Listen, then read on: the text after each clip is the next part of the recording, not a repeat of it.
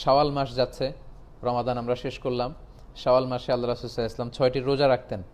এখনও শাওয়াল মাসের আরও অনেকগুলো দিন আমাদের হাতে বাকি।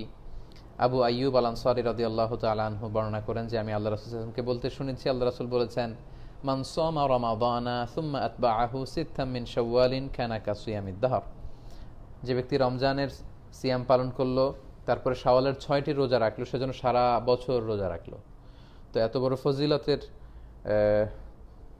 সিয়াম যেন আমরা নষ্ট না করি। আমরা অনেকে হয়তো রাখিনি, সামনের দিনগুলোতে আমরা রাখবো, এখনও সময় আছে। এই শাওয়ালের রোজা আপনি একসাথে ৬টা রাখতে পারেন, কিংবা ভেঙে ভেঙে আপনার সুবিধা মতো রাখতে পারেন। খন্দকার রাকিব লিখেছেন, শাওয়ালের ৬ রোজা একই সাথে রমজানের কাজা রোজার নিয়ত করা যাবে? শাওয়ালের ৬ রোজার পাশাপাশি আপনি কাজা রোজার নিয়ত করতে পারবেন না। তবে সোম, বৃহস্পতি এই দিনগুলোতে শাওয়ালের ৬ রোজার নিয়ত একসাথে আপনি ইনক্লুড করতে পারেন, সেক্ষেত্রে দুইটাই আদায় হতে পারে। কিন্তু ফরজ যে কাজা রোজা রয়েছে সেটার মধ্যে শাওয়ালের ৬ রোজাকে আপনি ইনক্লুড করে নিয়ত করতে পারবেন না, বরং আলাদা আপনাকে নিয়ত করতে হবে। সেক্ষেত্রে ফরজ কাজা রোজাগুলো আগে রেখে তারপর শাওয়ালের ৬ রোজা রাখা অধিকতর উত্তম। যদি অনেক ওলামা ইকরামের মতে শাওয়ালের রোজার ৬ রোজার ফজিলত পেতে হলে রমজানের কাজা রোজা না রেখে কাজা রোজা পরে রেখে করলেও আদায় হয়ে যাবে।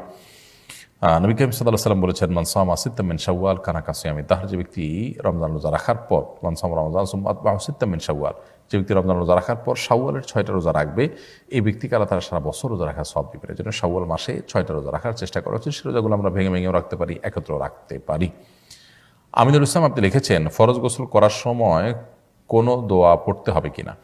ফরজ গোসল যখন আমরা করব তখন বিশেষ কোনো দোয়া নেই যে দোয়া না পড়লে ফরজ গোসল আদায় হবে না।